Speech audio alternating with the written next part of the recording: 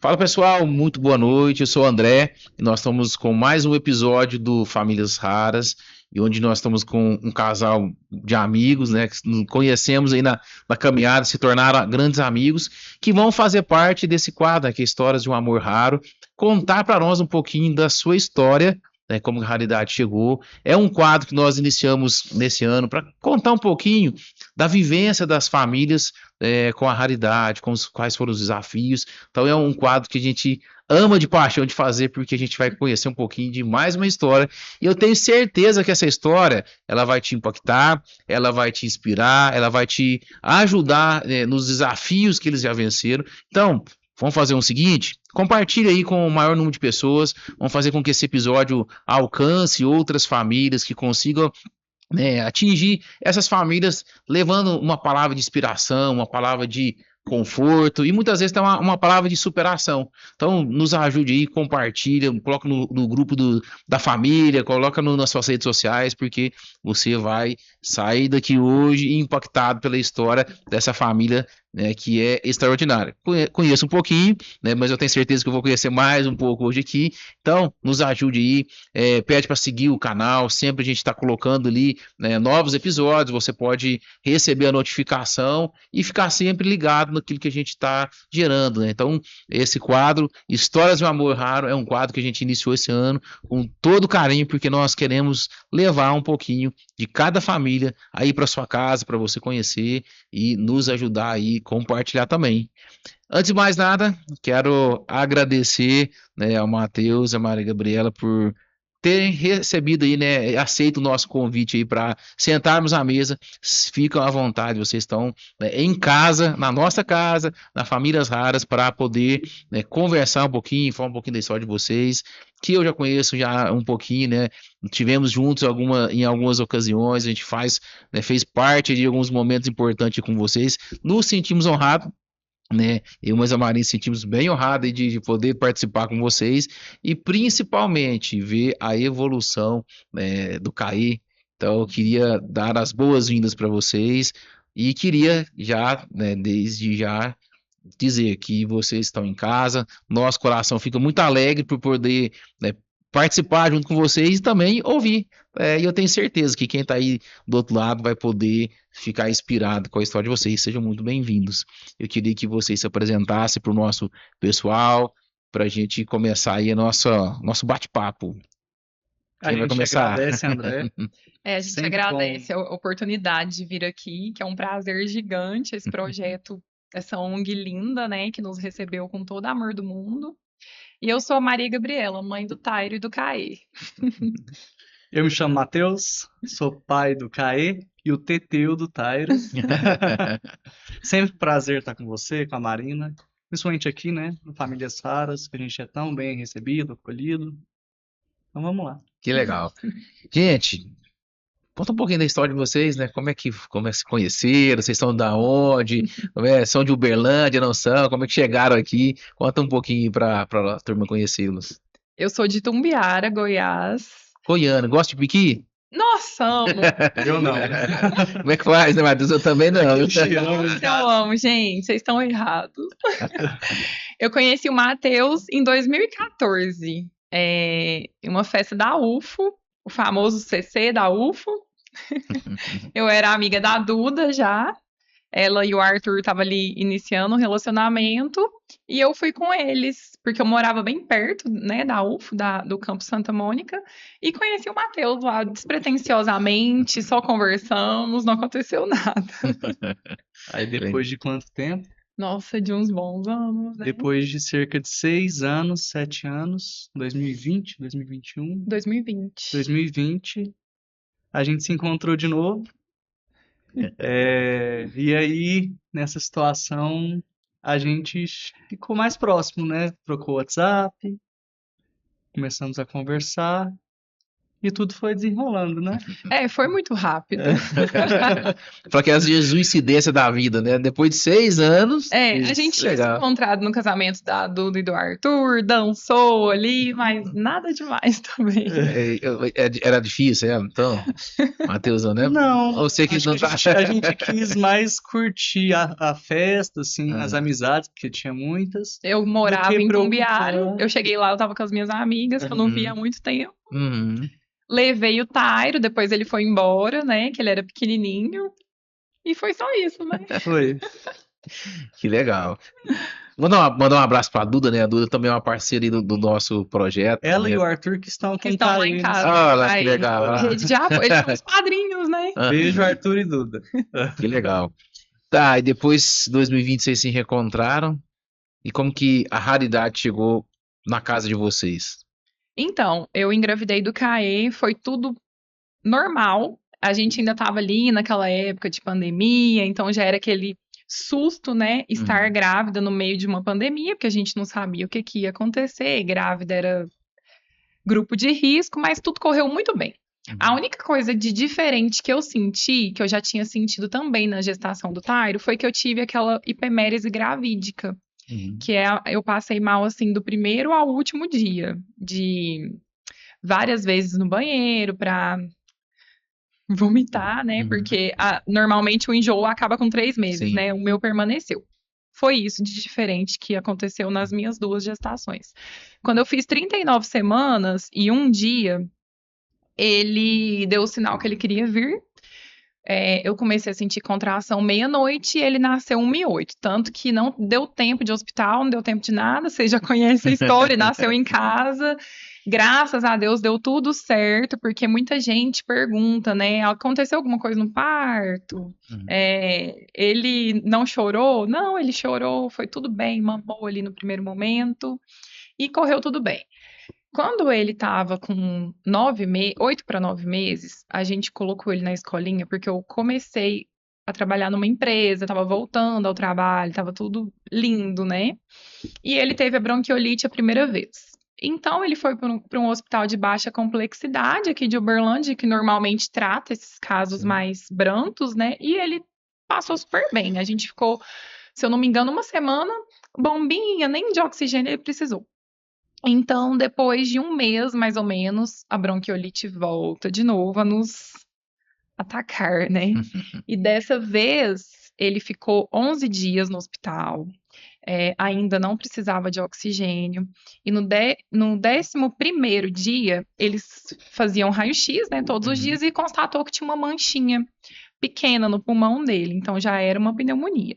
Eu aprendi ali que não existe início de pneumonia, né? Ou é ou não é.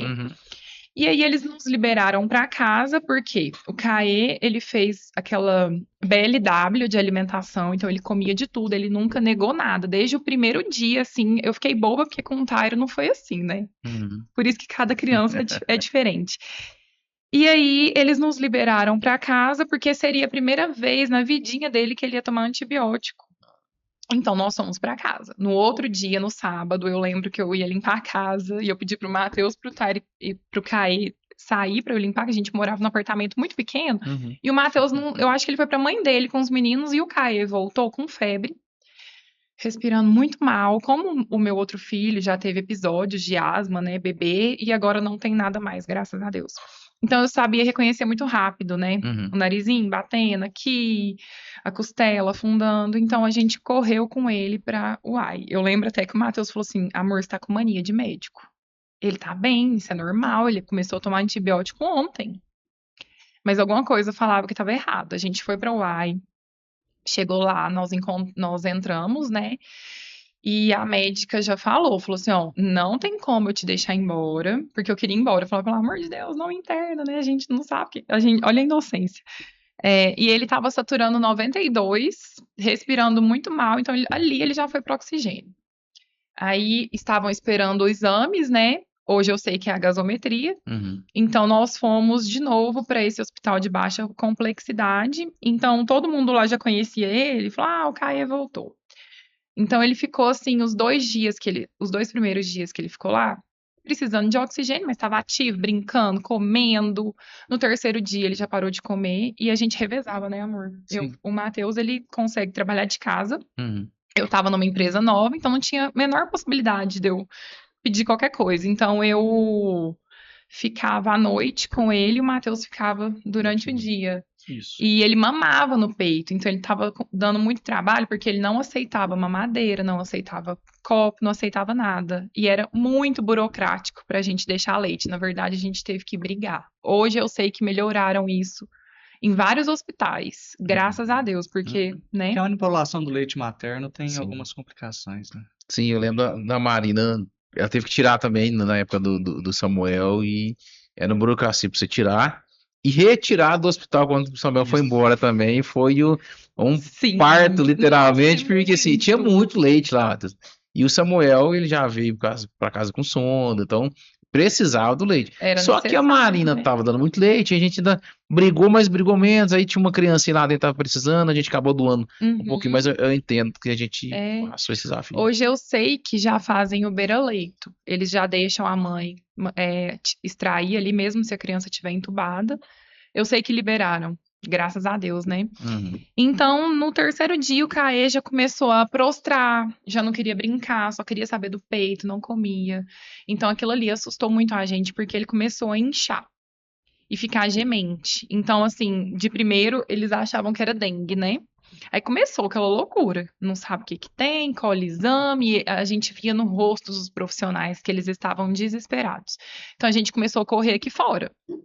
Eu lembro que muitas pessoas se mobilizaram para pedir vaga para ele na medicina, só que o próprio hospital, esse de baixa complexidade, eles já fazem a ligação. Eu acho que era só uma questão de tempo mesmo, de liberar a vaga, essas coisas. E aí eles já passaram ele para uma salinha e fala, porque era o Matheus que estava lá com ele. Eu cheguei, ele que foi na transferência dele, eu estava trabalhando. Sim, nessa salinha começa a colocar todos os aparelhos nele, né? Porque não estavam compreendendo o que estava acontecendo com o Caê. Aí colocam eletrodos, né? Coloca um oxímetro, em vez de medir de hora em hora, mede continuamente. E nesse momento a gente começou a falar assim, o Caê vai pra UFO, a gente tem que começar a pensar em ir pra lá, amor. Aí ela já foi conversando com o pessoal do trabalho dela e fomos pra UFO. Foi eu e o Caê junto pra UFO, chegando lá, eu olha, amor, vem pra cá, porque o primeiro exame dele já deu que o pulmão tá bem, Prometido, né? isso, tava bem escurinho uma parte, e vão coletar mais exames, porque os exames em relação, estavam querendo descobrir se ele estava com sepse, né? Se aquela infecção no pulmão já tinha, porque foi muito rápido, né? Aí Maria chegou, quando eu cheguei em casa, a Maria já mandou mensagem, olha, o Caio tá com sepse, já levaram ele para a sala de emergência, Já tava emergência, tomando né? uns bolsas de sangue, aquilo lá pra É. mim foi desesperador. Então plaqueta estava muito baixo, né? Tomando tudo, assim. Uhum. Então foi muito rápido esse espaço entre E Caê comendo, Caê tudo começou a ficar ruinzinho até a sepse. Foi muito rápido. E aí constataram também o derrame pleural, né? E tudo a Uhum. gente vai pro Google, né? Uhum. Aí derrame, o que a gente pensa? Derrame. Azia, tanta coisa vai na mente, né? Sim, aí depois que ele foi para essa sala de emergência, foi tudo um turbilhão de emoção. Eu já não voltei pro trabalho. E aí o estado dele era grave e só que eles não queriam meio que falar pra gente. Eu entendo que é porque eles estavam tentando entender o que estava acontecendo, né? Não foi por maldade. Uhum. Aí eu lembro que eu fiquei com ele rezando o tempo inteiro com ele, rezando e rezando e rezando, e ele querendo só mamar, mamar, mamar, mamar. Foi um cardiologista lá, fez um eco nele, falou: "Ó, o coração dele tá normal." E eu muito triste, eu lembro que a médica ainda falou assim: "Fica feliz, o coração dele tá normal." Mas eu não conseguia ver felicidade ali, né? Tava tudo tão ruim. E aí, quando deu umas 3 da manhã, eu cochilei, assim, na hora que eu acordei, já tava um monte de médico em cima dele. E ele olhava, assim, pra mim e tremia, né? Então, ele tava convulsionando ali e tendo a primeira parada cardiorrespiratória dele. Aí eles já me tiraram, porque aí eu já era até a doutora Mariana que tava lá. Eu falei pra ela, pelo amor de Deus, salva meu filho. E ela, naquela adrenalina, ela falou assim: eu tô tentando, tira ela daqui. Porque juntou aquele monte de gente, naquele cisquinho de gente, né? Eu lembro que eu saí lá pra fora em desespero. E a primeira pessoa que eu liguei foi meu pai, nem foi o Matheus. E meu pai tava acordado, né? Tava a família muito preocupada, já tinha grupo, assim, pra ter notícia dele. Então eu falei, pai, eles vão entubar o Caê, estão entubando o Caê. Até então eu não sabia que ele tinha tido uma parada, né? E eu lembro que as residentes entravam, saíam, entrava, saía, entrava, saía. Eu falei, meu Deus do céu, o que que tá acontecendo? E eu lá na porta em desespero. Aí chega uma residente e fala, ó, a gente tá tentando estabilizar ele. Ele tá muito grave, você pode ligar pro seu marido pra ele vir. Eu falei, nossa, né? Agora a coisa ficou feia. Liguei pro Matheus, isso já era quase 6 da manhã, né? Sim. Eu cheguei lá umas 6 da manhã, ainda tava aquela correria de entra profissional, sai profissional, todo mundo assim bem assustado. Eu acho que foi estabilizar ele 9 horas da manhã. Aí liberaram a gente pra entrar. Caio tava entubado. Era aquele cadiquinho de gente, né? Ele tinha, a gente não falou, mas ele tinha 8 para 9 meses. 9 para 9 10. meses. Ele 9 não pra tinha 10. feito 10. Aí a médica ainda chegou na gente, a gente muito desesperado, né? Aí os pais que ficam lá também ficam tudo desesperado. É geral, né? Acho que o clima pesa. E ela virou pra gente, a primeira coisa que ela falou foi assim: vocês acreditam em Deus? Aí mais que depressa, eu e o Matheus, sim, a gente acredita. Ela falou, então pede pra ele, que ele tá muito grave, ele tá com sepse, ele tá com derrame pleural, ele acabou de dar uma parada cardiorrespiratória. A gente conseguiu estabilizar, mas só Jesus pra salvar seu filho. Aí ela até falou, né, que Deus deu o seu único filho, então ele era capaz de tudo. Eu não quero chorar. Aí eu lembro que antes da gente entrar lá, a enfermeira veio, o pessoal lá tudo deu muita força pra gente. Eu lembro até que tinha um enfermeiro lá muito grande. Aí eu olhava pra ele assim, e falava, nossa, ele vai machucar meu filho, né? Só que na hora que ele começou a mexer no Caê, ele era o mais delicado. Ele tinha, assim, parece que a mão dele fazia balé. E ele foi explicando, ele acalmou a gente, na verdade, porque ele foi explicando o que significava cada droga. A gente nem lembra mais, mas ele foi explicando tudinho. E a enfermeira veio e falou assim pra mim que a doutora Mariana tava chorando muito lá, porque ela falou que achou que não ia dar conta, mas que ela conseguiu. Aí na mesma hora ela veio e falou assim: ó, o Caê é muito forte, eu custei sedar ele. Aí começou a nossa jornada, porque precisava de uma vaga na UTI.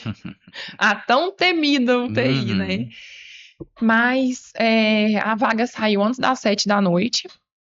Porém, o Caê saía do ventilador grandão, ia pro portátil, a saturação caía. Graças a Deus, a gente não entendia nada daqueles parâmetros, né? Pra gente, eles falavam, ó, a gente tá tentando aqui, tá tudo bem. Ele tava ali, bonitinho. Só que mal a gente sabia o que ele tava vivendo, né? Ali dentro, aquela guerra interior. E a gente ficou feliz, sabe? Vaga na UTI, agora o Caio vai estar, bem tipo assim, com uma estrutura muito boa. Só que não tava nada bem. Caio chegou na UTI, deu entrada na UTI, a médica fez os primeiros. Recebeu o Caê, tudo, né? Na hora que a gente viu a estrutura da UTI, a gente descansou, assim, falou, nossa, é de ponta, ele tá muito bem. A gente viu aquele monte de gente, né? Cuidando das crianças. Aí a doutora chegou, já era umas 10 horas da noite, falou: olha, eu peço pra vocês que fiquem aqui, porque o Caio tá muito mal. Então o coração dele tá mal, os rins dele tá mal, o fígado dele tá ruim, o pulmão tá todo tomado. E a primeira coisa que a gente tem que saber é se ele vai responder ao remédio do coração. Então já era 10 horas, a UFO fecha 10 horas, né? E ela falou pra gente ficar, então não é comum. Assim. E naquela mesma hora eu e Maria ajoelhou ali. A gente já tinha chorado tudo que a gente podia, ajoelhou, começou a rezar. A gente não tinha força pra rezar. Eu liguei pra minha mãe, ela ajudou a gente a rezar. Ela ligou pra mãe dela e ela ajudou a rezar. Aí a gente ligou pra Duda, que tava a Duda, o Arthur e o Dodô lá na porta esperando a gente. e rezando com a gente, repreendendo o mal. Então, assim, naquela hora, a gente acha que uma pessoa que não acredita Uhum. em Deus, ela deve enlouquecer. Sim. Porque não tem como, porque é um cientista ali, né, te falando Uhum. que ele não pode fazer nada. Teoricamente, vamos dizer, humanamente, seria a única solução, a solução da nossa dificuldade, e a solução falou, não consigo fazer. Isso. Sim. Gente, vocês falando, passa um flash na minha cabeça, assim, não tem como não chorar, né? Não tem É uma como. impotência, um sentimento de impotência. Acho que esse é o maior sentimento que eu tive quando eu recebi a notícia, a Marina tava ainda lá, né, saindo da anestesia, e o médico falou, André, não sei se tem amanhã. Esse dia eu falei, Deus, não vou falar pra Marina, porque eu não tenho coragem de falar, mas eu vou crer. E eu lembro, assim, que foi mais ou menos, vocês falando assim, vai lembrando o Flash, né, o filme certinho, mas não é um negócio legal, né? Não. UTI, Nossa Senhora. quando fala UTI, eu não gosto, Mari.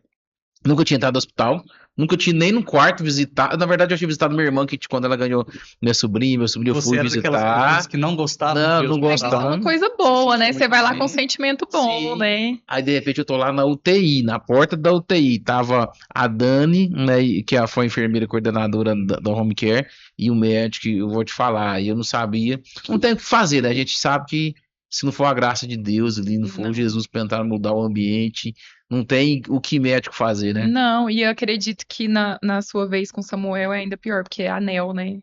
Anel. Anel. Samuel nasceu com 1,8 kg, foi para 1,4 kg e entubado no parto, porque não chorou. Já foi entubado no parto. 15 dias ele fez uma traqueostomia porque destubava muito fácil. Nossa. Então, assim, foi tudo muito intenso, muito.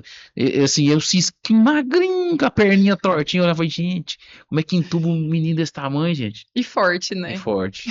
Eles são muito fortes. Então, 2 horas, 10 horas a doutora pediu pra gente ficar lá, 2 horas a ela chegou.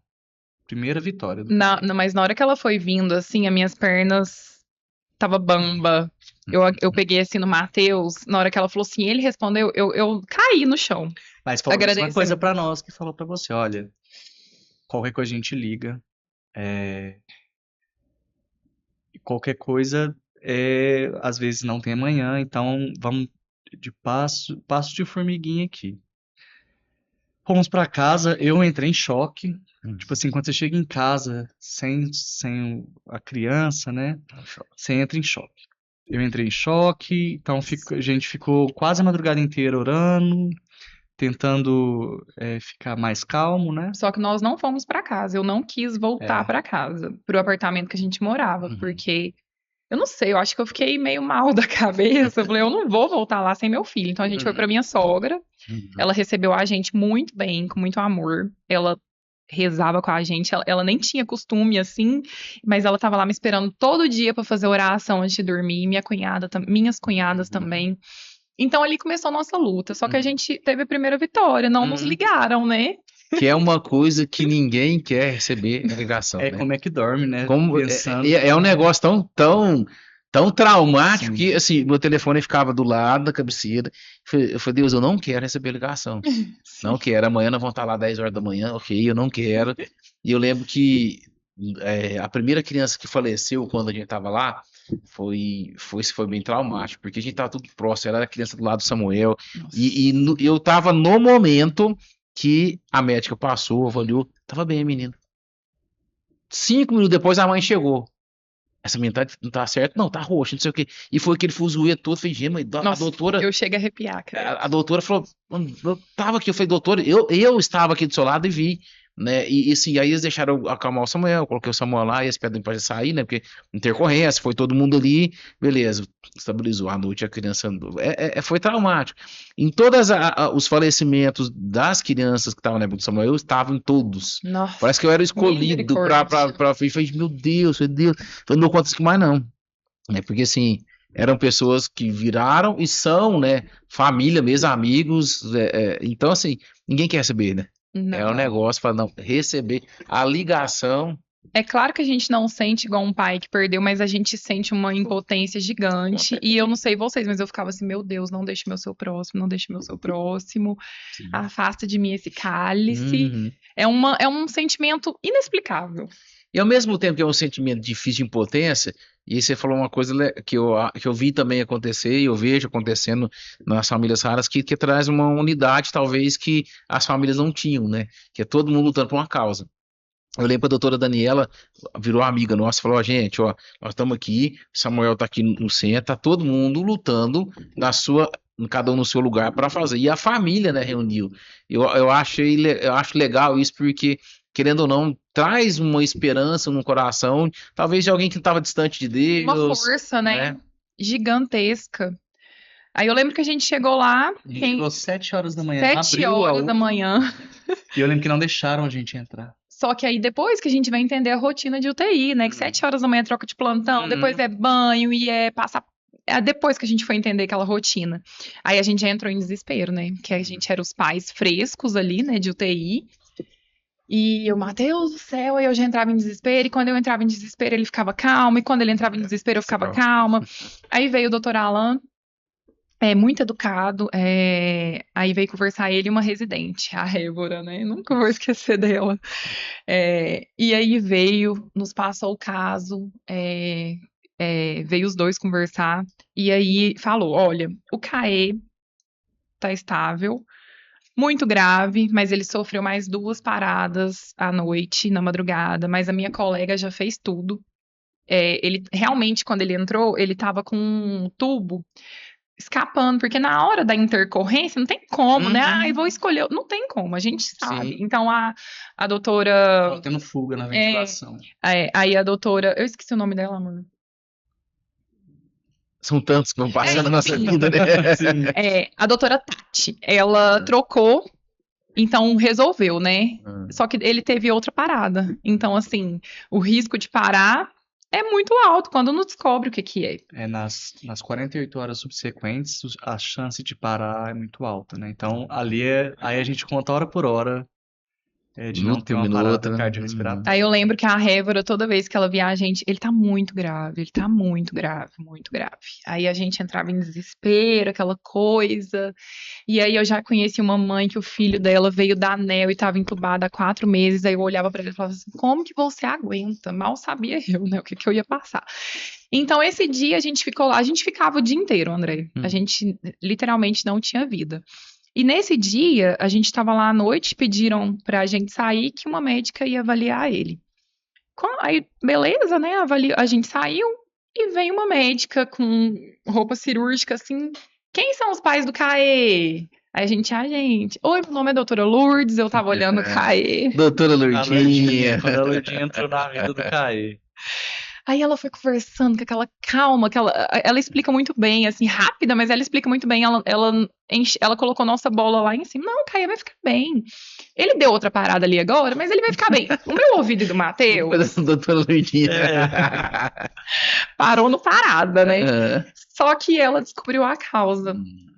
O catéter dele que tava aqui, Uhum. Próximo tava do coração. pressionando o coração, já tava pressionado pelo Pelo pulmão. bom. Uhum. E ela trocou o catéter dele pra virilha dele e Uhum. ela até fez assim com o pezinho. Ela falou assim, ele fez até assim, ó. Ele tá sentindo, isso é um ótimo sinal. Uhum. Aí ela, vamos lá dentro com a gente pra você ver ele, pais, vamos lá, os dois. Eles deixavam a gente entrar os dois, né? Uhum. Depois que eu fui entender por quê. Aí ela chegou lá, eu lembro que tinha muita gente no quarto. Ela, não, essa criança vai ficar bem. Aí eu só lembro que os outros olhavam um pro outro assim, tipo assim, por que ela tá falando isso? Nossa, eram Pros 3 pais. bombas de remédio. E o né? desfibrilador ficava dentro do quarto dele, era Uhum. aterrorizante. Só que depois disso ele não parou mais. E aí eu falo que aí de fato começou A saga, né? a saga da diária. UTI, porque o CAE, tudo nele era lento. Tudo era lento. E não descobria, não rastreou nenhum vírus ali, Covid, nada, porque já tinha passado muito tempo, então, assim, do início da bronquiolite, né, que eu digo, então não tinha como saber se era o vírus sem sinal respirar, aquela coisa. O coração melhorou, Uhum. a função dos rins melhoraram, foi melhorando todas as questões, menos o pulmão. Nada melhorava, fizeram todos os tipos de exame, aí que entra a raridade. Isso já tem quanto tempo de UTI? Isso já tinha feito Um mês de UTI, mês. sem respostas. sem respostas. E o Caê, assim, a gente não conseguia tirar medicamento dele, porque quando tirava o medicamento ele se sentia Ele incomodado com o descompensava. tubo, né? Uhum. E aí ele ficava mexendo e machucava muito. Ele fez uma úlcera que teve que ir pro centro cirúrgico. Uhum. Então, ou ele ficava o dia inteiro assim, sem sedação, ou ele ficava com as mãozinhas com as mãozinhas amarradas e assim, ou ele ficava sedado. Então, assim, ele não tinha vida. Que vida que é essa, né? Então, tentaram extubar ele a primeira vez, não deu certo. E aí, eles nos chamaram para uma reunião, os chefes da UTI, e falou: olha, nós já fizemos tudo que a gente podia fazer, tudo que estava ao nosso alcance. Agora nós vamos chamar uma especialista, uma hematologista, para colher o líquor dele, porque é a única coisa que falta para a gente rastrear, porque nós não sabemos o que está acontecendo. Quem não sabe, o líquor é o líquido da medula, né? Uhum. O André... Onde se rastreia. Não, mas às vezes quem Ah, tá é nos vendo, verdade, né? eu esqueço, gente. Aí foi quando a doutora Larissa entrou na nossa O vida. outro anjo do Caí. Eu lembro que nesse dia, o meu desespero era em não conseguir achar ou então não ter tratamento. Aí eu lembro que eles pediram pra gente sair, porque ela ia lá acolher, né? E tem todo o procedimento. E eu fui lá pra capela. Na hora que eu chego na capela, eu tenho foto pra provar. Mandei uma foto pro Mateus. Eu cheguei na Bíblia e tava aberto na passagem de Jairo, da filha de Jairo. Uhum. Falei, Mateus, amor, já curou, ele tá curado. Aí ele, eu deve ter pensado, nossa, que mulher louca. Não sei. Eu falei, não, glória a Deus. Aí eu já ajoelhei lá, obrigada, Senhor. Eu sei que vai descobrir, eu sei que já tá tudo certo. E eu cheguei lá, Mateus, com cara de velório lá em cima. E aí a gente foi pra aquela salinha que fica lá e a doutora Vivi veio eufórica, assim. A gente descobriu o que é. Tem tratamento. Mas é uma síndrome muito rara e muito grave e muito letal. Aí o Matheus foi murchando assim na cadeira. E eu já feliz assim.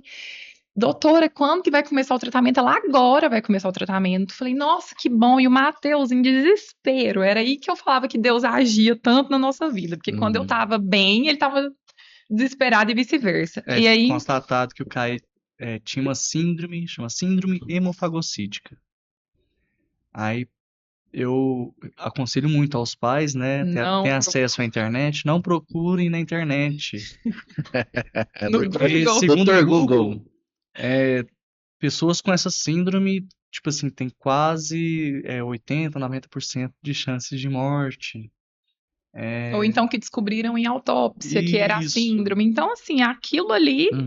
E era muito raro. O tratamento era um tratamento padrão que muitas vezes não tinha eficácia. Sim. Que é basicamente doses altas de corticoide. Quimioterapia. Aí eu lembro que ele passou. Aí eles tentaram estubar ele de novo. Isso um pouco antes dele fazer 1 aninho. Aí na madrugada. Aí eu já tava dormindo com ele lá, né? Que aí precisa dos pais pra olhar. Aí eu lembro que nessa madrugada tiveram que entubar ele de novo, porque ele tava com muito cansaço. Ele tava com a máscara, mas ele tava muito ofegante. Aí a gente passou 1 aninho dele lá no UTI, todo mundo fez uma festinha pra ele. Aí eu lembro que foi a primeira vez que a Révora falou que ele não era mais um paciente gravíssimo. Ele vai mudando as coisas, né? É a vitória, assim, de cada dia mesmo. E vocês falaram uma coisa que eu gosto muito de falar para as famílias aqui. Diagnóstico não é destino, né? Quando eu lembro que a primeira vez que a gente ouviu, né, de uma médica, que foi a doutora Daniela, falou, gente, não aceitem o diagnóstico. Não aceitar não é que não vão poder dar o diagnóstico, Samuel, não, mas não toma aquilo ali como uma verdade absoluta, porque criança é criança, cada um tem uma evolução. Sim. E a gente sabe que esses bichinhos, eles são fortes. Eles desafiam a medicina a todo instante, põe muito médico passar vergonha, porque não, é assim, de repente não tem nada a ver, já tá lá na frente. Sim. Então, eu falo isso muito para os pais, porque é o que eu acredito. Né? Se a gente tomar para nós aí como um diagnóstico, e aqui diagnóstico, a gente vai ver lá no Google, tem, né, tudo fatalístico, né? Nenhum fala, não, isso aqui, ó, tem 30% que avançou, mas os 70% sempre fala mais do que os 30% que são positivos, que avançaram, que foram curados, enfim. E a gente sabe que nós acreditamos, né? Comungamos disso de um Deus que pode todas as coisas, né? Sim. Sim. A frase do Samuel é: ele faz, ele desfaz, ele refaz, ele é Deus. Né? Eu, mas a Maria somos conhecidos lá pela frase, né? E atrás era o Samuel, o milagre que veio do céu, e o Samuel pelo beijo, que ele mandava beijo para todo mundo, né? Mas porque a gente acreditava, e eu sempre testemunhava, gente, a gente tá usando uma frase que eu acredito. E eu lembro que eu passava no hospital e um pai, uma mãe, eu falava, eu acredito na frase, todo mundo perguntava o que era a frase. Mas porque se a gente tomar para nós como um diagnóstico fatalístico ali, ou um destino, aí acontece que a gente vê casos assim, né, de pessoas que assumiram como um destino ali, realmente a criança não corresponde. E condena a criança em vida, né? E aí a gente foi, né? E o CAE entubava, estubava. Isso foi umas 3 vezes. Uhum. E aí Corticoide não estava ajudando os exames dele ainda tinha muita atividade da doença, né? Então ele inicialmente era 8 semanas de tratamento, teve que fazer mais 8. Ele fez 3 ao total, né? Do tratamento padrão. E aí eu lembro que o Matheus entrou lá no quarto e o Matheus saiu desnorteado. Falei, o que foi? O Caê não tá bem. O Caê não tá respirando bem. Falei, como assim? Ele tá entubado. Ele tá respirando bem, a máquina tá respirando por ele. Ele falou, ele não tá bem. Aí eu lembro que foi uma vez até que os ânimos se exaltaram na UTI, né? Porque filho conhece o pai, pais conhece o filho, não adianta, pode ter anos de medicina. Eu falava isso pro Dr. Nelson, que ele era pediatra. Dr. Nelson, eu não conheço outros meninos, mas o meu filho eu conheço. E ele ria, né? Falando, realmente. E a gente trabalhava muito juntos, né? A equipe inteira juntos ali, porque a gente tá ali perto, peraí, não tá respirando legal, mas eu te entendo. Eu não ficava lá no quarto, assim, sentado, deitado. Nem eu. O Caê tava praticamente em coma, né? Uhum. Eu ficava olhando o respirador, ficava conhecendo da respiração dele, assim, o pulmãozinho. Ficava olhando se a mangueira tinha muita água. Sim. Eu sou bem, assim, detalhista. Bem analítico, né? Nossa, eu ficava rezando o tempo inteiro. Aí, às vezes, aparecia alguma coisa diferente no ventilador. Eu tirava foto e mandava pro Matheus. Falava, amor, não, calma, tá tudo bem. Eu já tinha estudado o respirador, né, em casa. Aí, nesse dia, o Matheus chamou o Dr. Alan e a equipe falou, o Caê não tá bem e eu acho que vocês estão perdidos. Falou pra equipe, só que realmente, gente, era uma coisa... Eu não queria ter dito dessa forma, mas acho que eu tinha... Era uma coisa que, realmente, gente, era uma coisa que estava evoluindo muito rápido. Síndrome hemofagocítica. Sim. Uma coisa, 1 em 1 milhão. Até então, ele tinha sido o primeiro bebê abaixo de 1 ano. Depois talvez o primeiro de Uberlândia. Sim, depois veio a Maria Morena, que foi um caso muito parecido e que, graças a Deus, eles conseguiram agir mais rápido, graças ao que eles passaram com o CAE. Eles ficaram 3 meses na UTI, né? E aí, eles pediram uma tomografia, né, pro CAE, e aí veio outra raridade, que é a bronquiolite obliterante, que a síndrome não deixou o pulmão dele curar, né, porque a síndrome, o seu sistema de defesa se destrói, se autodestrói. Então, não tinha como curar o pulmão. Então, deixou umas queloidezinhas dentro dos brônquios, isso que é a bronquiolite obliterante, ele não consegue fazer a troca gasosa direitinho. Então, ali eu já cheguei em casa, esse dia eu desabei. Eu gritava, Deus, por que com meu filho? Por que tem tanta mãe aí, ó, que faz atrocidades, né? Ou então nem que quer o filho. E Deus não me respondia, porque eu tava sendo uma filha muito mal criada. E aí, depois disso, a gente pediu a traqueostomia. O que não é muito comum de acontecer. Vocês nem tiveram essa escolha, né? Eu lembro que o médico falou pra Maria, tem que ser urgente. Eu tava lá no Alto Moarama, descendo lá pro hospital no Martins e correndo. Aí chegou o médico, vamos fazer amanhã, mais com calma, mas ele destubou e tava machucando, já tinha criado o edema já. Nossa. E aquele cisquinho não dava, né? O médico falou, a próxima eu não consigo colocar. Eu coloquei, chamei o anestesista para conferir, tava tudo certo, mas foi muito difícil. Talvez fosse outra pessoa, não sei se estaria conta ou não. Só precisa fazer. E no outro dia, 7 horas da manhã, era a cirurgiazinha dele. Nossa. Não tivemos escolha. Não, é igual a Marina fala, caiu no colo, né? Uhum. Eu só aceitei. Sim. A gente já foi o contrário. Eles queriam manter ele entubado. Aí, nessa época, a Lausanne, que é o outro anjo da vida do Caê, já entrou na jogada. Que é uma residente que é nossa amiga hoje. Ela vai na nossa casa. E o Caê é o xodózinho dela. O pessoal lá na medicina fala que é o filho da Lausanne. Então... a maioria da equipe não queria fazer a tráqueo, porque criança tem essa flexibilidade, né? Então, nós começamos a lutar lá dentro. Aí a gente chegou, doutora Lourdinha. Não que a gente quer a tráqueo, né? A gente queria uma qualidade de vida Sim. pro Caê. Ele voltar, porque ele já estava andando, né? De um móvel para o outro. Então, ele estava ali condenado na cama. E os físios não podem mexer quando está entubado, em criança, né? Então, a gente queria que ele, pelo menos, começasse a ter vida ali, né? Ali dentro. Conseguir evoluir, porque ficava só deitado, aí começar a brincar, né? A poder ficar com a mão livre. Ter uma vida natural, normal, né? Dentro das das possibilidades. Aí eu lembro que a doutora Lourdinha falou, calma, vai dar certo. Aí depois alguns médicos vinham, conversavam com a gente, a doutora Tati, a doutora Aglai, o doutor Alan, se a gente tava a gente quer, eles olhavam pra gente assim, tipo assim, gente, eu nunca vi isso. Os pais tá comemorando uma traqueostomia como se fosse um gol de Copa do Mundo, que eu lembro que no dia que a Lausanne levou o termo pra gente assinar, ela abraçava a gente assim, a gente gritava lá naquele corredor que tinha dado certo.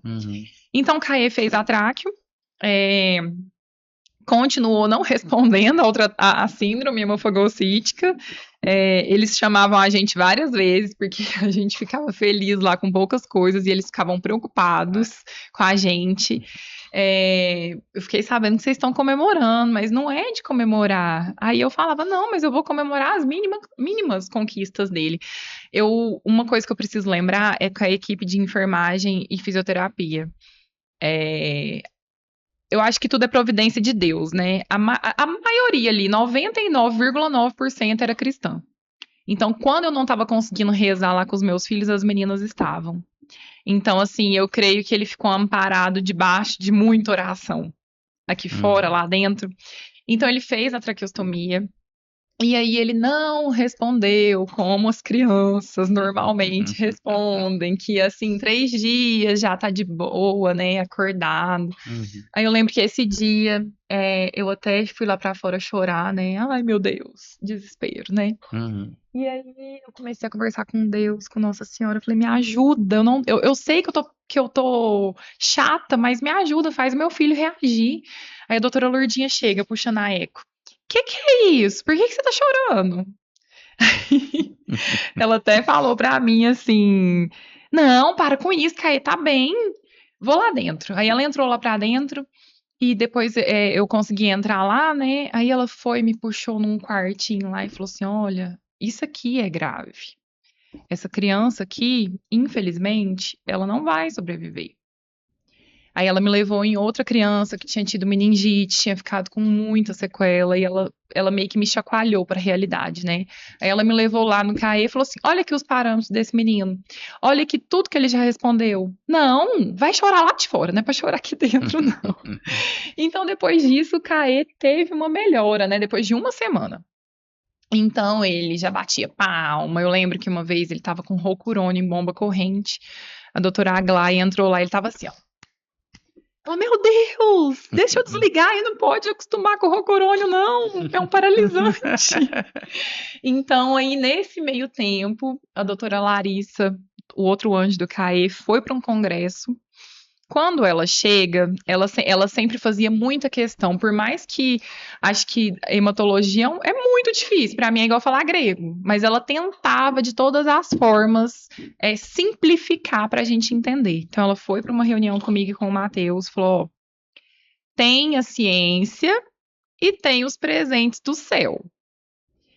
Eu ganhei um remédio que é off-label, alguém lá na oncologia doou esse remédio na minha mão, e existem estudos que ele freia essa doença. Não é nada assim de a gente vai saber só daqui a uns anos se realmente cura a doença, mas eu tô com ele aqui e eu quero que vocês pensem, vou mandar os estudos pro Matheus mesmo que ele não entenda nada, pra ele ver.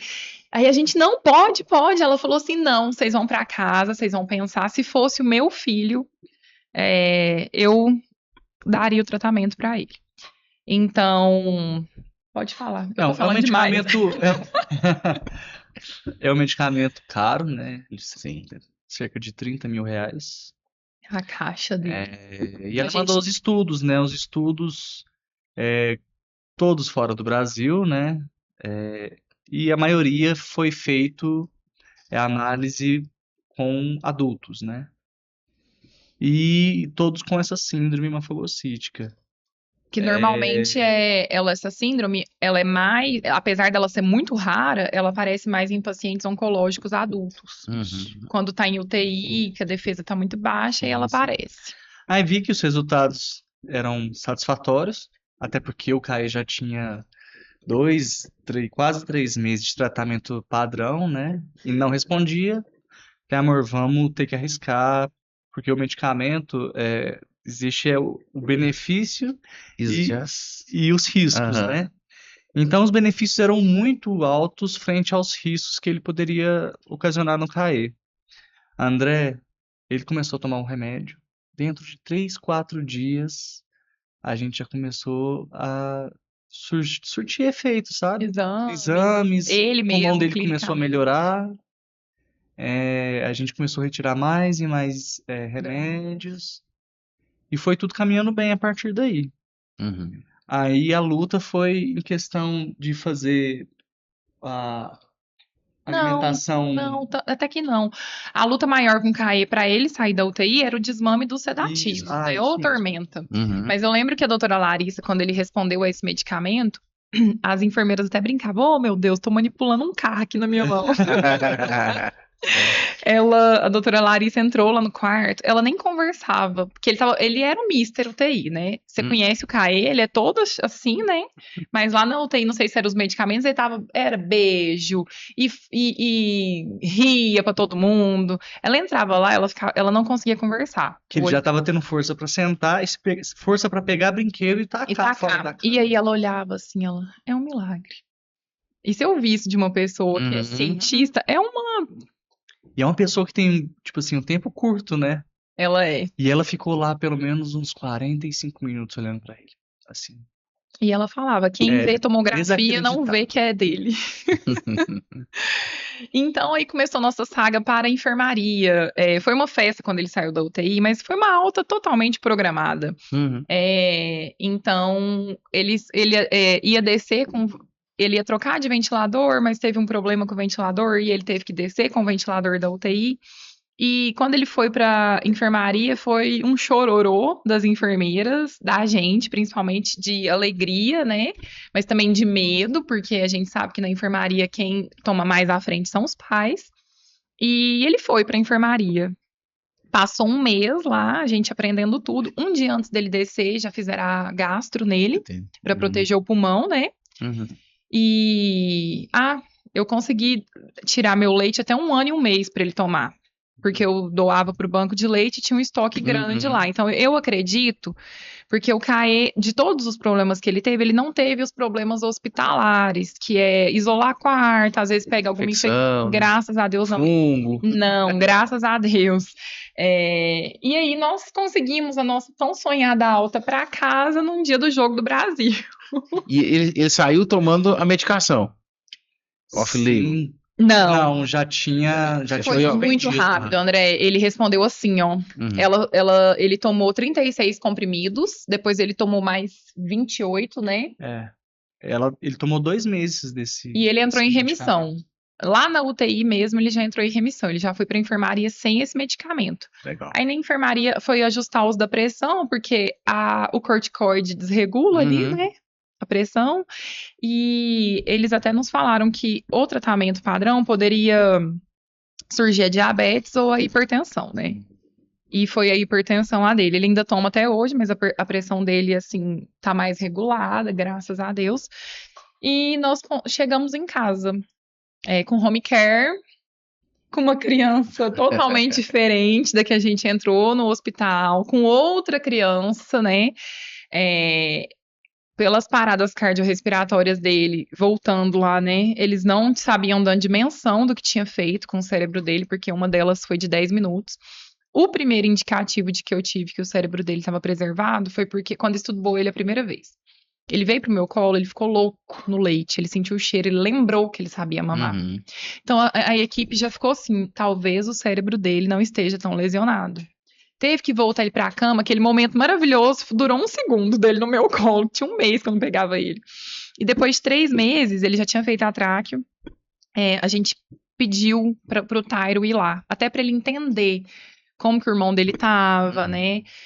E os médicos todos nos prepararam, ó, ele não vai lembrar, ele era só um bebê, e talvez a gente não sabe como que o cérebro tá, e não vai lembrar se ele tem irmão. Na hora que o Tairo chegou, ele ficou doido, assim, querendo pegar o Tairo. Tentava falar, assim, todo mundo chorando também. Então ali eu tive a certeza que Deus tinha cuidado do cérebro dele. Desafio, né? Sim. Vou chegar em casa, tudo novo agora. Realidade nova. Aí vocês estavam no apartamento, já tinha ido pra casa? Não, aí a gente organizou uma casa. Eu não tive coragem de Nesse meio ficar lá tempo, no a Maria apartamento. nunca mais voltou no apartamento. Aí a gente Foi o lugar A que ele gente nasceu. vivia, a gente saía pra casa da minha mãe à noite, ficava o dia inteiro na UTI e fomos pra uma casa, né?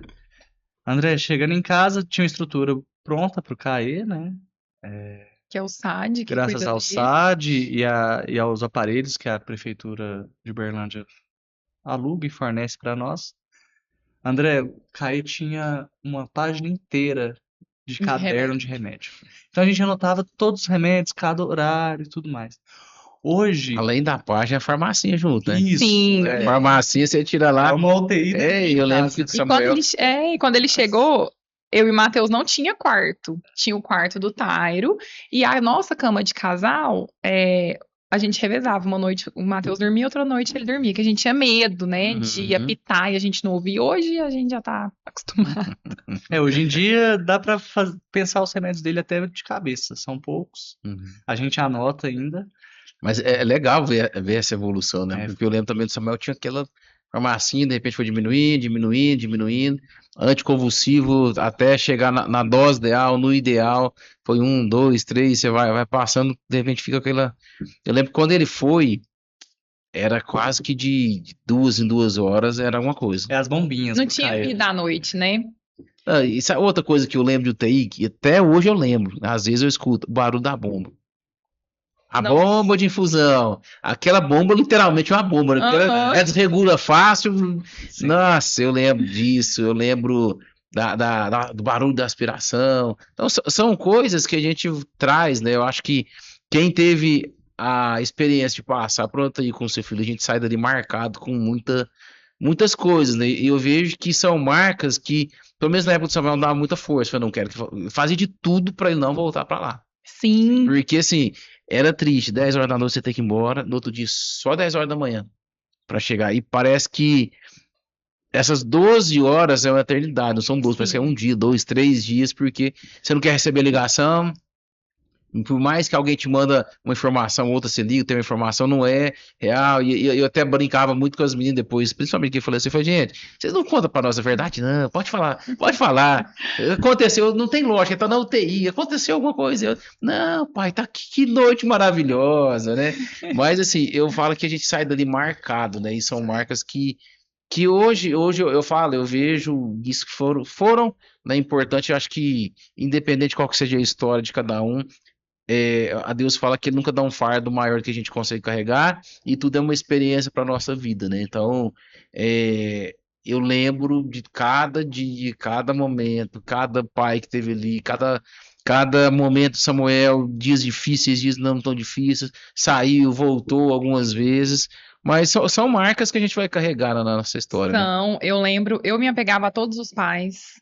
No primeiro falecimento que teve lá, o Matheus se envolveu muito. Então, nós dois tivemos crise de ansiedade lá de fora, assim, terríveis. Então, desde esse dia, o Matheus falou: eu não dou conta mais de me envolver. Mas acabava que envolvia, porque era ali a nossa família, né? A gente Então, passava a maior parte do tempo lá, né? sim. Eu lembro que foram 3 meses, todos os dias. A Marina saiu do quarto de internação pra UTI. Então você ficava indo e voltando.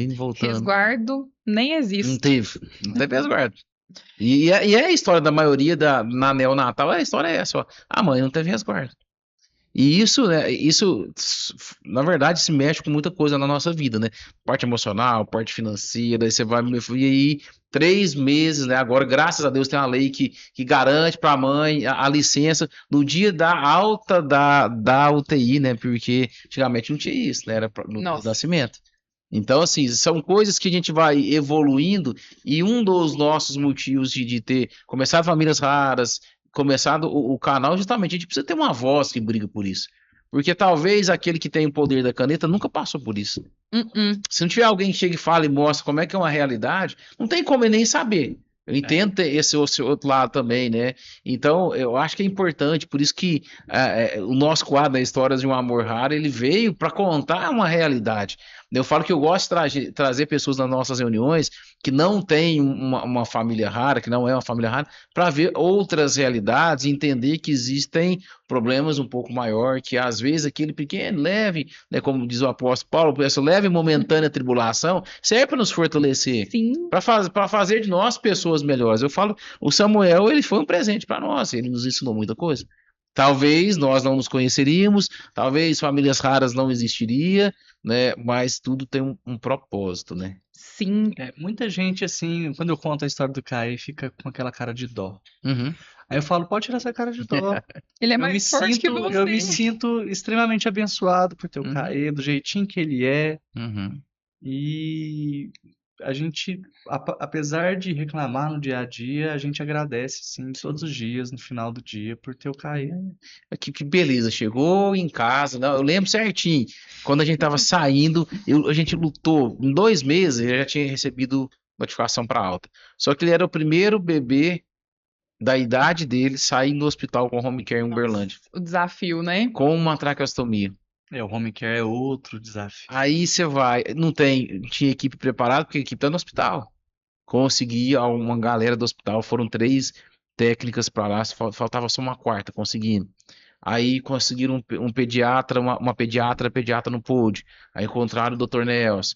Daniela, que foi a coordenadora da parte de enfermagem, trouxe ela também. A fisioterapeuta foi a Carol. Então, assim, eu trouxe a galera do hospital. Falei, gente, a gente precisa sair daqui. Eu tenho certeza, se o Samuel for para casa, a evolução dele vai ser muito grande. E o primeiro dia, Mari, que ele deitou na caminha dele, ele relaxou, que ele dormiu a noite inteira e a manhã inteira, e se brincar até mais um pouquinho, porque sabia que estava em casa.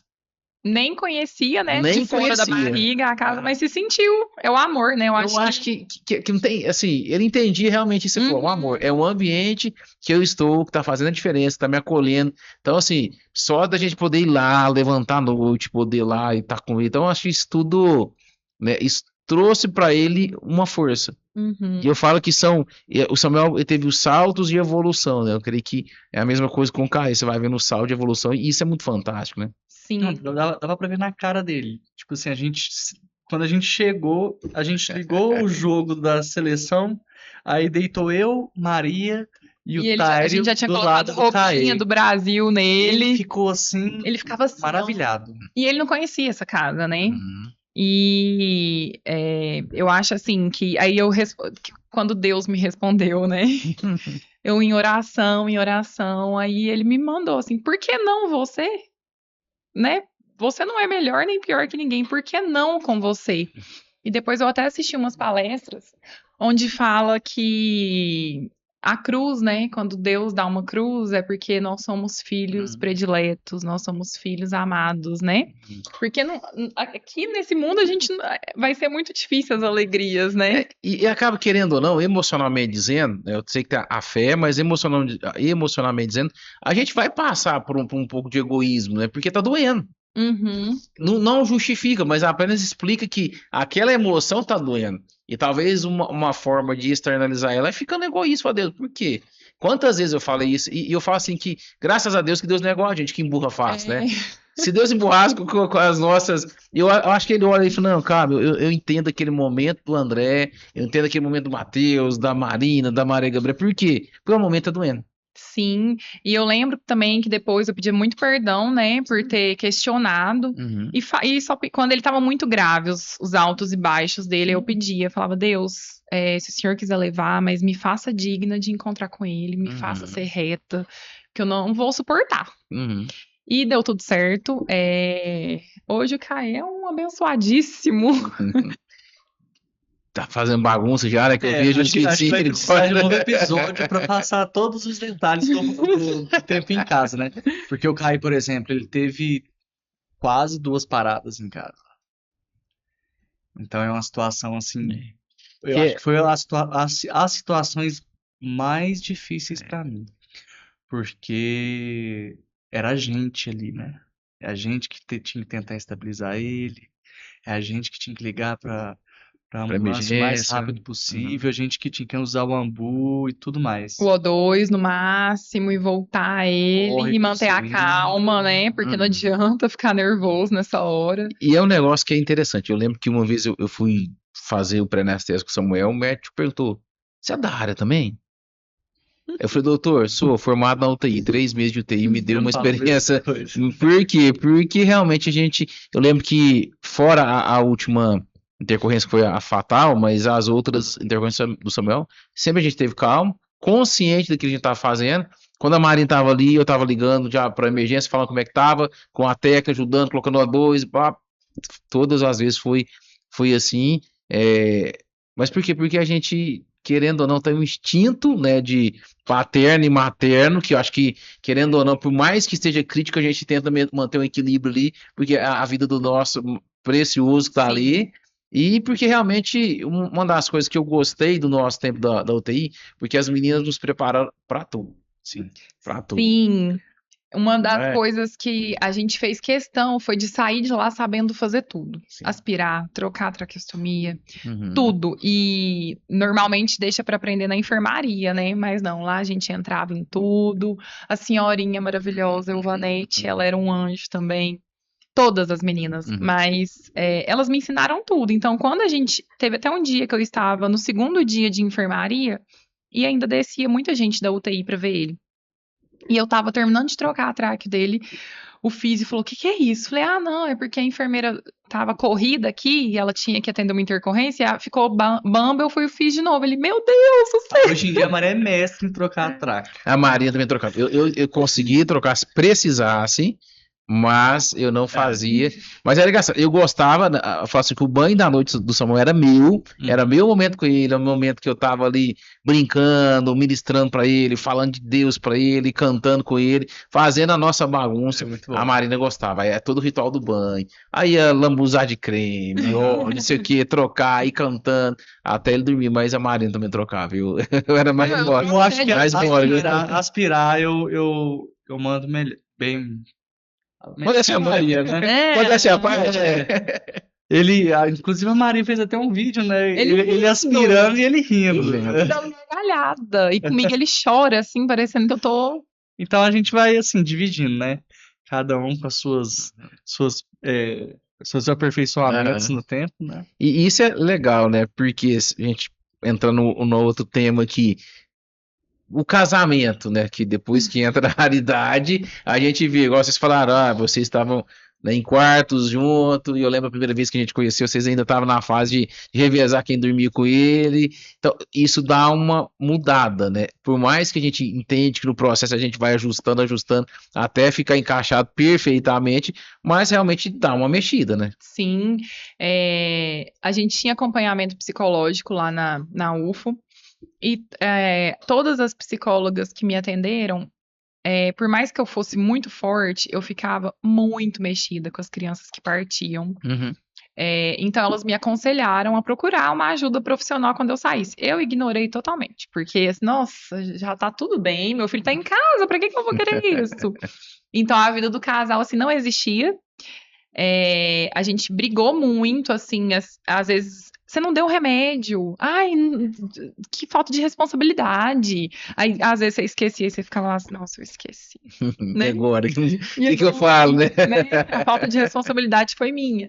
Aí eu tive uma crise muito intensa de pós-traumático, aí eu procurei ajuda.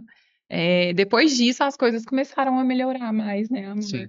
Mas, assim, virou nossa vida de cabeça pra baixo, tudo muito novo pra gente, porque a gente acha assim, saiu do hospital, tá tudo resolvido. Não, aí que a batalha começa, né? Porque aí é com os pais. Uhum. Eu lembro que a doutora Tati falou assim que, olha, o desafio de vocês vai começar a partir do momento que ele for pra casa. Sim. Porque aí vocês vão ter uma casa pra lidar, outra criança, as demandas de tudo em volta, né? Inclusive, o Caê. O casal. Casal gente, mexe com tudo, né? O pai tem que participar Uhum. de tudo, né? Seja uma criança típica Típica ou e atípica, né? atípica. Uhum. Com a atípica, mais ainda. Uhum. Porque a mãe fica muito sobrecarregada se você deixar tudo pra ela. Então eu sempre tentei, né? A gente sempre tentou dividir, a gente divide até hoje, né, amor? Sim, Quem vai ficar com ele até ele dormir? Quem vai acordar às 6h30, 7 horas da manhã pra dar os primeiros remédios? Então a gente demorou pra chegar assim num ponto de acordo, mas a gente encontrou um equilíbrio pros dois, pra não sobrecarregar nenhum, né? Porque ali um precisa do outro, tanto fisicamente como psicologicamente, Uhum. pra gente conseguir ir seguindo, né? até pra dar um ambiente de harmonia pra Sim. ele. E pro Tairo, porque o Tairo costumam falar que o filho mais velho já é a criança invisível. Sendo irmão de uma criança atípica, ela fica mais invisível ainda. Uhum. Mas o Tyler, ele é um amor. Nossa, ele descreve como que aspira. A gente nunca deixou, óbvio, né? Mas se acontecer alguma coisa, sei lá, a gente passar mal, ele sabe cuidar do irmão. Mas a gente nunca deixou, nunca pôs essa Legal. responsabilidade nele. É bom Mas- ele participar, não ter a responsabilidade. Sim, e ele Legal. pede assim pra fazer. Eu até brinco, falo, meu filho, será que você vai ser médico, físio? O que você vai ser? E é legal porque assim, eu falo que quando todo mundo vai lá para os 50, 70 metros quadrados junto ali, aí começa a mostrar algumas coisas que tá dentro de nós, a gente não tá vendo, né? Que eu falo que as emoções elas vão denunciando que ele já estava dentro de nós e precisa ser trabalhado. E eu falo, por que eu perguntei isso? Porque esse é o desafio de todo mundo. Por isso, quando a gente escolheu famílias raras e não a raridade A, B, C e D, foi exatamente isso. A gente quis falar, vamos trazer a família, porque a gente sabe que, perdão, a gente sabe que quando tá alinhado, a criança evolui muito rápido. O Samuel tinha saltos de evolução quando eu mais a Marina estávamos alinhados, a gente estava na mesma sintonia, estava na mesma busca, né? Eu fazia questão de participar também, tirei a Marina de tudo quanto é burocracia com operadora, com se tivesse aqui no Ministério Público, Marina, isso aqui é meu. Né, para tirar o piso realmente, a gente foi distribuindo as atividades ali, né, tinha lá, né, a gente tinha um quadrinho lá com os horários, que era terapia, então assim, eu acho que realmente isso é importante, mas cuidar do casal, a gente pensa que é aqui que está a maior atenção, mas se a gente deixa de cuidar da gente para cuidar do outro, é meio ilógico, né? Desmorona, né? Porque você tá cuidando só daqui, não cuidando de você, se você para. Se você dá como você falou, você passou mal e desmaiou. Uma criança que tem uma tracostomia precisa de uma aspiração. Então, a gente começa, depois de amadurecer, de passar os primeiros desafios, começa a entender a importância que é cuidar do casal. Sim, a gente até conseguiu fazer uma viagem, porque a minha família é a família do mar. É uma família só hoje, né? Eu não tenho a ajuda de enfermeira nem nada. Eu não quis, né, no início. E o plano do CAE foi feito depois. Agora sim, a gente está tentando lutar por algumas coisas. Algumas coisas a gente já conseguiu, porque foi indicada a aba para ele. Não fechou o diagnóstico de autismo. Mas ele tem os atrasos, assim, ele tem muito medo das pessoas. Eu até estranhei quando ele conheceu a Marina, que ele deu os bracinhos, assim, pra ela, agarrou nela, assim, eu falei, gente, mas ele não faz isso. E ela emocionou muito. Porque ele não é assim. Acho que todo o trauma que ele pegou foi na enfermaria, porque lá não tem como você ficar sedando a criança, é 20 crianças para olhar. Então tem que fazer os exames e é isso. Então ele criou esse trauma, ele meio que se fecha no mundinho dele. Por isso que a gente ama quando tem os encontros aqui, porque querendo ou não ele interage com as crianças. A gente sempre recebe amigos em casa que não estejam doentes, com crianças também, porque ele precisa E a nossa rede de A apoio gente é muito sai com maravilhosa. ele. A gente já levou ele em show, assim, Aniversário de criança a gente sempre tenta levar. pracinha. A gente Uhum. não limita ele, porque a gente tinha muito medo. Nossa, será que a gente vai cair numa bolha? Mas Será não que adianta, né? O Tyro, ele tá nos seus plenos 6 anos. Sim. Ele vai pra escola todos os dias. Dorme no mesmo quarto que o Caê. Então, conseguimos colocá-los no mesmo quarto? Ó, O legal. Caê dorme a noite inteira. Isso era um medo muito mais meu e do Matheus, porque o Caê deslanchou no quarto. A gente Sim. até comprou uma caminha Montessori pra ele. Ele sai da. Nossa, ele apronta naquele quarto ele dele. vai na cama do irmão, faz bagunça na cama do irmão. Ele gosta de bagunça. E isso é legal, né? Você vê que vai evoluindo. Essa questão realmente dos traumas do hospital, seja do TI, da enfermaria, eu acho que realmente toda criança precisa ser trabalhada, porque criança realmente tá. Eu lembro que o Samuel, quando via alguém diferente entrando com um jaleco branco, ele já Tadinho. Não, travava, porque uma injeção, era colher um sangue. Então, assim, realmente são questões que precisam ser trabalhadas mesmo.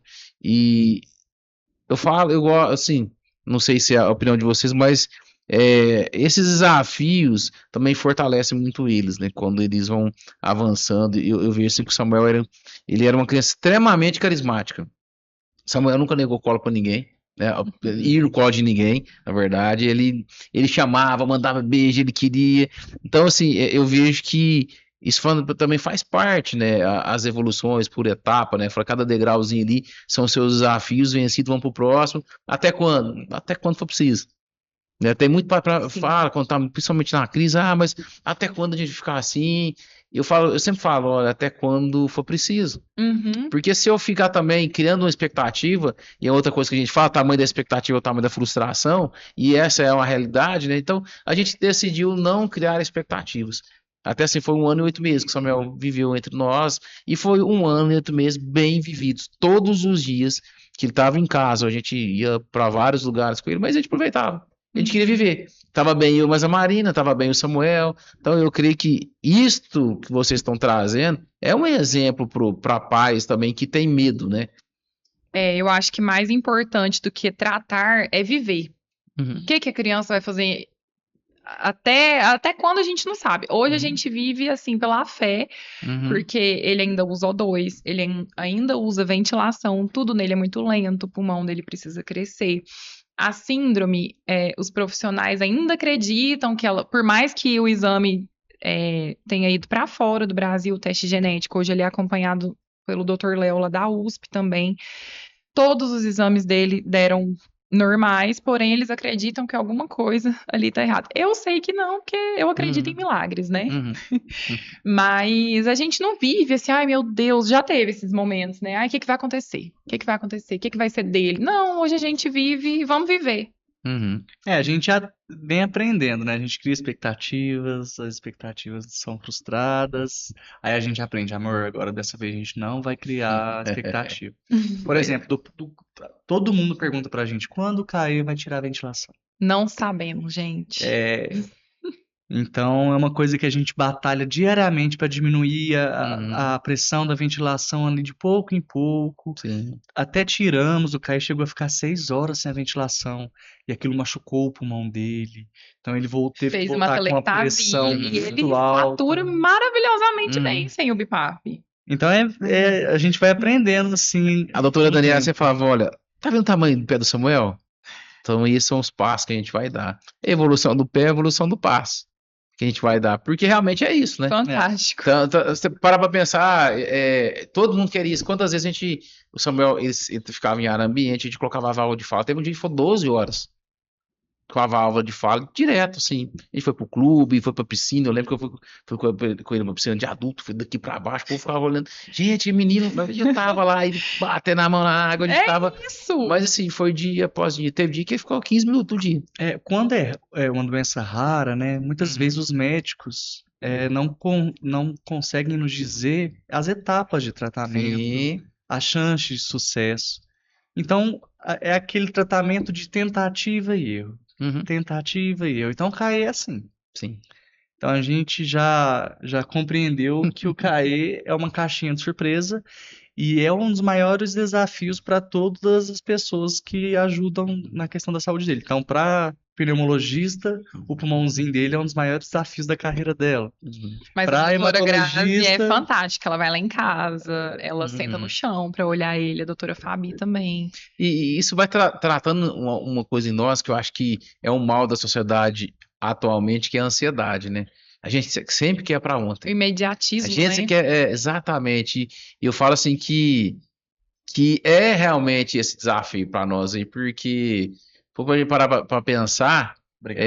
a gente tá todo mundo acelerado querendo uma resposta rápida. Sim. A gente quer para ontem, vamos a cura para ontem, a gente quer isso para ontem, tudo.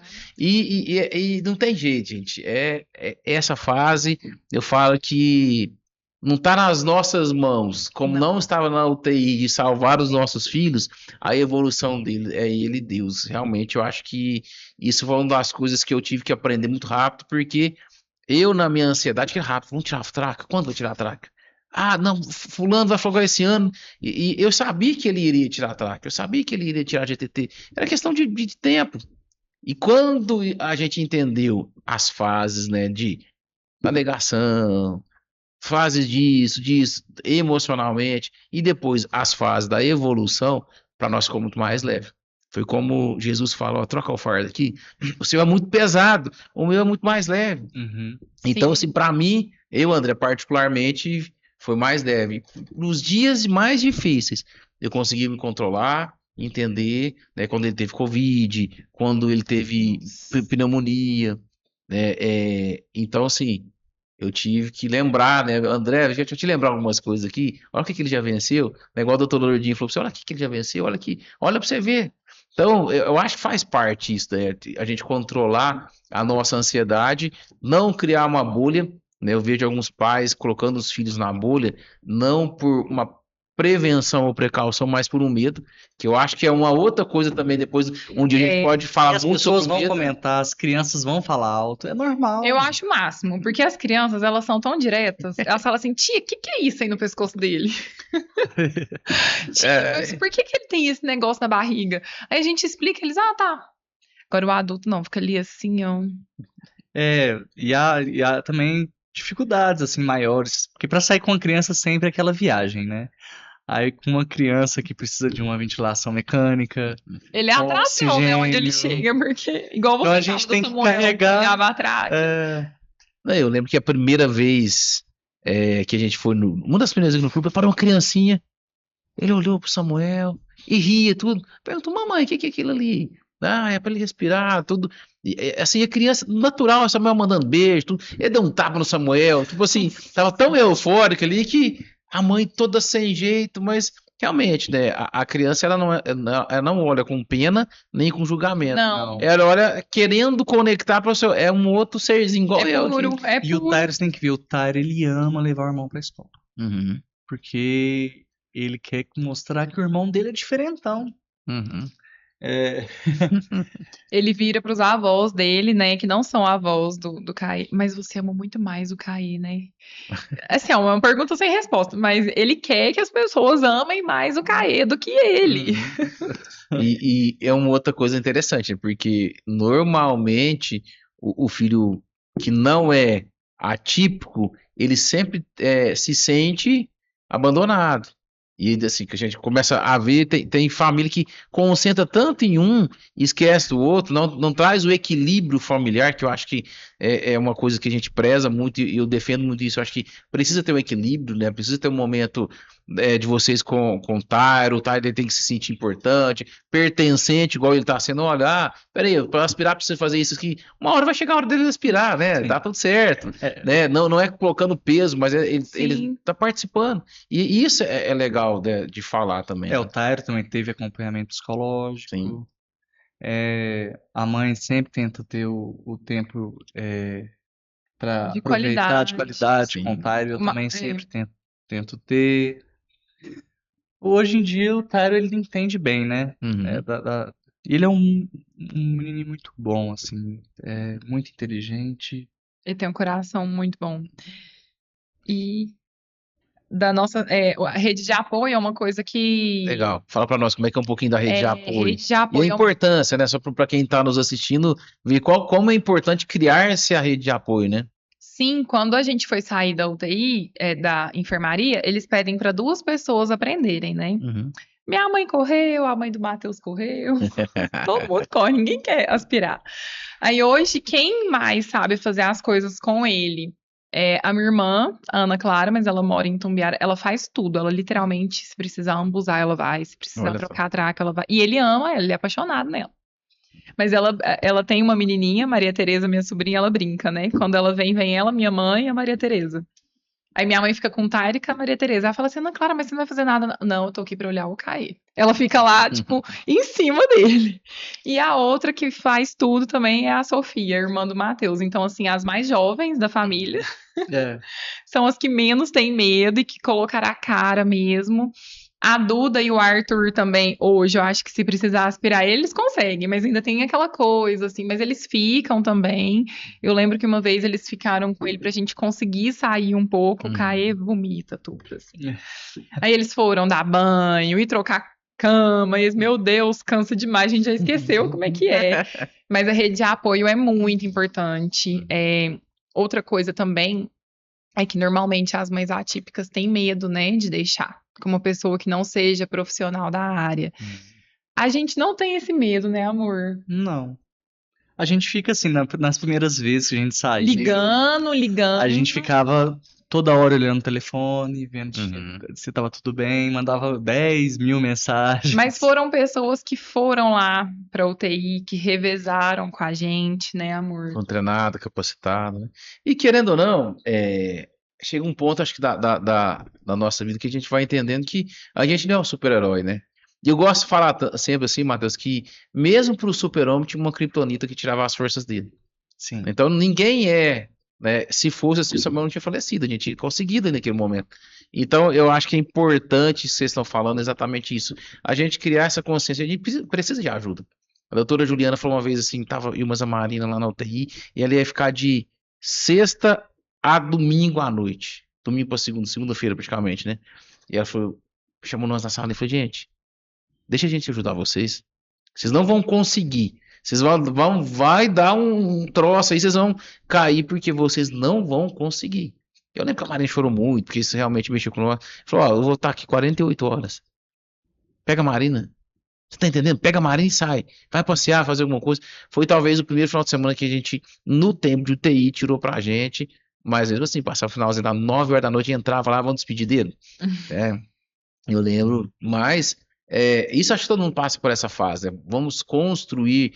Eu lembro que a minha mãe ia pra casa, ficava com a enfermeira e ele. Minha mãe falou: ó, eu não sei, eu não tenho muita coragem de esperar, mas se precisar, eu sei.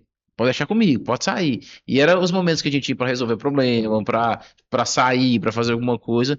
Por quê? Porque a gente construiu essa rede de apoio, né? Quando o Samuel nasceu, também tinha um grupo com 450 pessoas.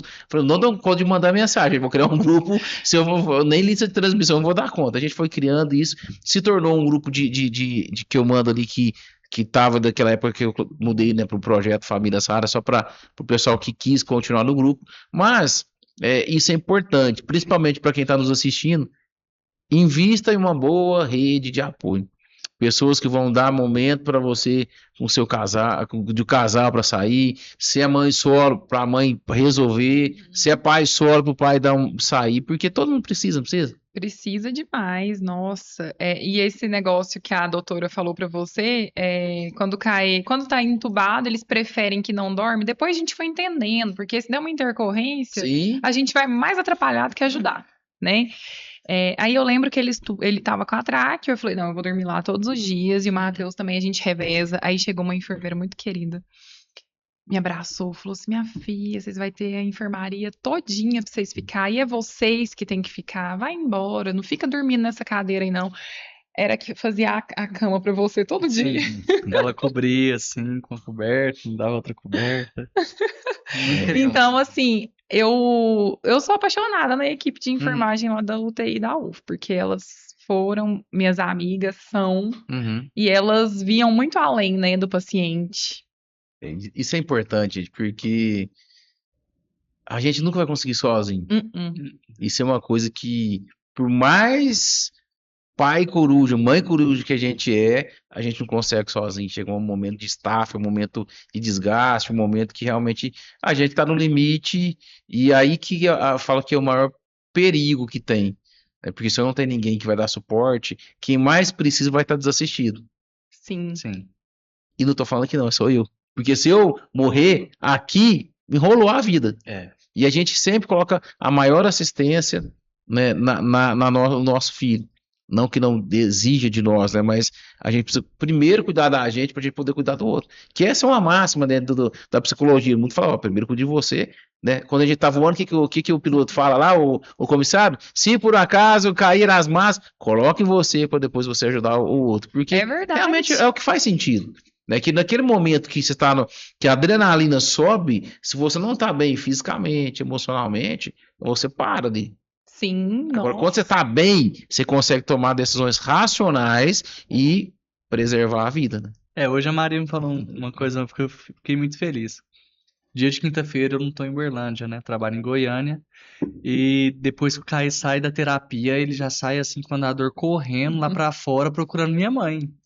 Assim, cadê minha vovó? Porque eu vou embora. E assim, ele tinha um bloqueio muito grande de querer sair lá daquele lugar que eles ficam, né? Uhum. O Samuel frequentou a CD, você sabe. E aí, agora ele já entendeu que a fisiomotora é depois da respiratória, com a tia Andréia. Aí ela pega o andador pra ele. Não tem jeito de eu levar o andador dele, que eu vou de Uber e minha sogra me busca. Ele corre, André. Eu filmei. Ele pega o andador, ele sai doido, assim, procurando a minha sogra. Na hora que ele vê ela, assim, ele já faz aquela cara de choro, tipo assim, me pega. Me tira daqui, vovó. Que legal. É bom a gente ver essas evoluções. Eu fico fascinado. Eu lembro a primeira consulta com o Dr. Marcos, foi o pediatra dele lá no hospital. Ele falou, gente, o que vocês querem? Você quer tanto de exame ali, tanto não sei o quê? Né? Tava na gestação ainda, tava, né? Falei, doutor, eu acredito que ele vai passar, que ele vai avançar. Era uma suposição que poderia ser uma trissomia T18, que era de Edwards, né? Que realmente, aí, se fosse Edwards, era horas, dias, semanas, alguns chegam a anos, né? Ele fechou tudo. Então vamos embora. Porque se vocês têm fé para isso, então vamos caminhar. Isso. E eu gosto de trazer muito essa palavra de esperança, porque eu gosto quando a Bíblia fala assim que a gente tem que acreditar na esperança além da esperança. Racionalmente, não tem como, algo além daquilo que já é, né? Mas eu acredito que quem vive ou viveu situação como nós vivemos, vocês estão vivendo, a gente tem algo lá atrás, né, lá no fundo do nosso coração, que nos dá uma esperança além do que a gente está vendo com os nossos olhos naturais, né? Sim. Quantas vezes você fala, não vai dar, vai dar certo. Porque a gente crê, não tem como a gente explicar? Não, não tem. Tem como racionalizar? Não. Tem como. Não tem como a ciência explicar? Quem analisa, tem como a gente analisar, colocar o processo? Não tem como, a gente só crê. Eu lembro que quando eu e o Matheus começou a namorar, ele falava assim que Deus era uma energia, que a gente ia morrer e acabou. E eu não implicava muito com ele nisso, porque era o início de namoro, né? A gente tem que fingir ali que não tá incomodado. Mas eu lembro que quando ele chegou lá no pronto-socorro, que o Caí tava muito grave, ele já ajoelhou ali na minha frente, vamos rezar. Aí eu brinco, falo assim, brinco não, porque é verdade, né? Deus operou o primeiro milagre ali. Uhum. Que foi quando ele se curvou mesmo, porque ele é um cientista, né? Ele é pesquisador. Eu sei que para ele é mais difícil. É economista, é número. Eu lembro que as médicas lá na UTI, elas falavam, Matheus, a medicina não é matemática. Isso é uma das primeiras coisas que a gente aprende, que 1 mais 1 na mão de Deus não quer dizer que é 2, Não. pode ser 3, 10, pode ser muita coisa, talvez não é aquilo que a gente espera, né? E a outra bronca que eu levo hoje em dia é das terapeutas, né? Porque o Caio faz aquela carinha assim, eu Ele é olho sempre pra convidado ele. a se retirar. Lá em casa era eu também. Ia pegar, nossa, mesmo, para de moleza, vamos, Isso. para de manhã, vamos. Eu falei, gente, coitado. Ah, Coitado. E eu lembro uma vez, uma das minhas falei, gente, pode pegar, não é de porcelana não, pega, vá de tensão, vamos, ele pode esticar, pode fazer, dá conta, pode ficar tranquilo. Gente, muito legal, né, ver a história de vocês, ver a evolução, né, onde vocês estão hoje, quem vocês se tornaram hoje, né, depois de alguns anos, né, dentro vamos dizer, desse furacão que foi realmente mexeu em toda a estrutura de vocês e ver como vocês estão hoje, isso é muito bom, é fantástico. Eu creio que todo mundo está assistindo, todo mundo vai assistir esse episódio, tem a condição de ter né, uma esperança. Talvez muitos vão estar entrando na raridade agora, vendo aí o testemunho de vocês, é legal porque dá uma esperança. Quando a gente vê alguém que venceu, a gente se apega naquilo ali. E eu pelo menos, acredito que tudo que a gente passa sempre vai ser uma inspiração para alguém. A gente talvez não consegue imaginar, né, aonde vai chegar o vídeo, onde vai chegar a nossa história, aquilo ali vai ser uma motivação para alguém. Eu lembro que lá em Brasília, lembro não, né, isso é realidade. Tem uma moça lá em Brasília que uma prima falou, André, eu preciso que você mais a Marina conversa com ela porque ela tá na UTI com a filha, tem trissomia 18. Eu sei que era uma da hipóteses que o Samuel tinha e não teve diagnóstico, mas eu não imaginava que poderia chegar, e a gente não sabe. Então, eu queria que, para a gente finalizar aqui, que vocês, né, vamos começar com o Matheus, depois a Maria, deixasse uma palavra, porque eu não sei onde vai chegar, mas eu sei que vai chegar em alguém, né? Eu falo que nada é por acaso, sempre é Jesus em toda a história, então eu queria que vocês deixassem uma palavra para quem vai assistir, né, de inspiração mesmo, de superação, aquilo que está no coração de vocês aí para ver, se quiser pode falar direto aqui para a câmera, Tá. para a pessoa ver, não precisa ficar com vergonha não, viu? Você está em casa. Tá bom. Eu vou tentar falar 3 coisas fundamentais, que na minha visão, assim, são importantes para quem tem uma família rara, né? Uma criança atípica. A primeira é rede de apoio, e não só familiar, tá? Peço que essas famílias procurem instituições, porque existem muitas instituições querendo ajudar essas pessoas, como a Famílias Raras aqui, e existem diversas outras em Uberlândia, e na sua cidade, se não tiver, comece a organizar, porque é sempre bom lutar junto, né? Lutar essa luta que nem sempre é fácil, sozinho fica muito mais difícil. A segunda coisa que eu falo para todo mundo é deem valor ao SUS. Muita coisa, por mais que a gente consiga, tenha condições, o CAE tá vivo por causa do SUS, a gente tem condição, porque tratar uma doença rara não é fácil, e o SUS não dá essa infraestrutura.